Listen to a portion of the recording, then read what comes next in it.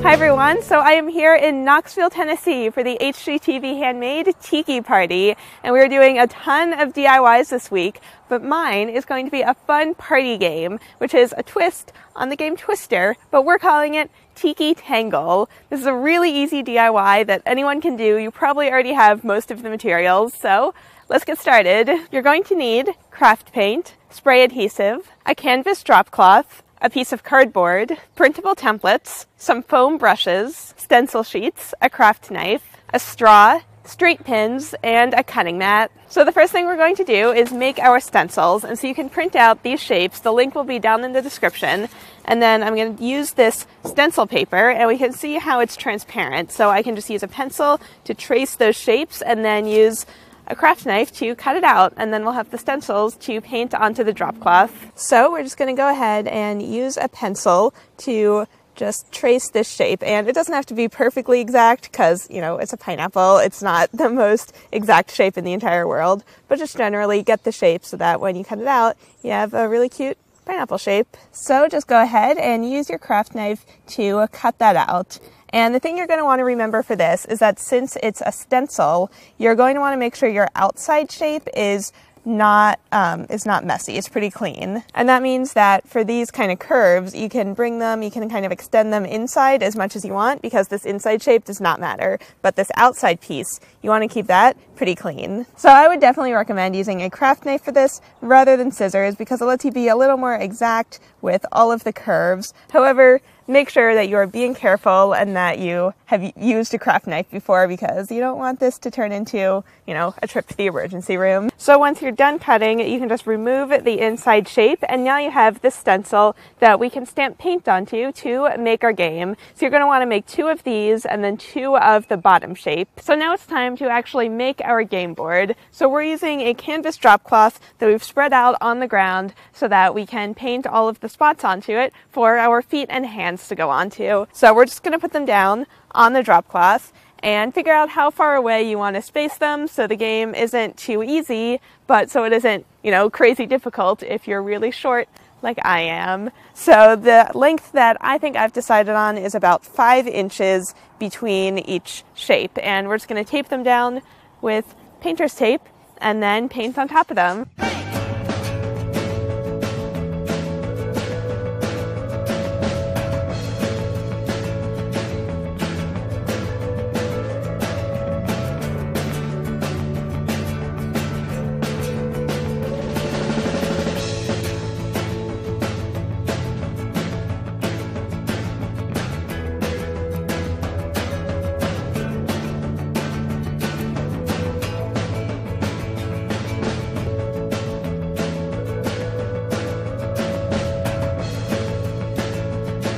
So we are at the last shape, and I am just finishing it up, and now you're just going to want to let this dry for, you know, an hour or so. Just make sure the paint doesn't get all over you while you're playing. So now we're going to make our spinner. So this printout is down in the description. It's already designed for you, and we're just going to cut this out, glue it onto this board, and I'm using artist board, but you could just use a piece of cardboard, really whatever you have, just so it has a bit of weight to it. Cut out your spinner graphic. So there we go, and now we have our spinner graphic, and I'm just going to glue it onto this board.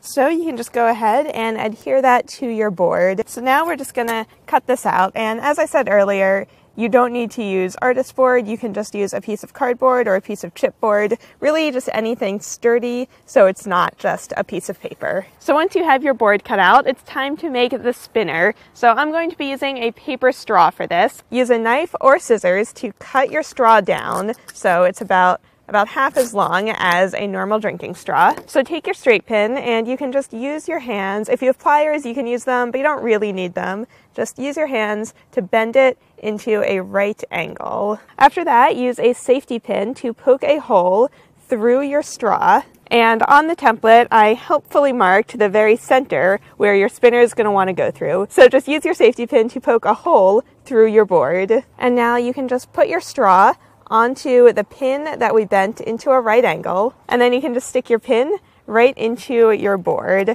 And now we have a spinner. Okay, Lulu, spin it once. Orange pineapple. It's right hand orange pineapple top.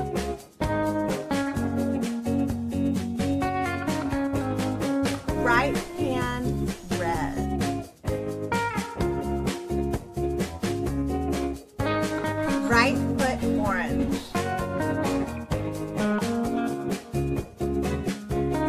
Left foot yellow. Right foot green. No!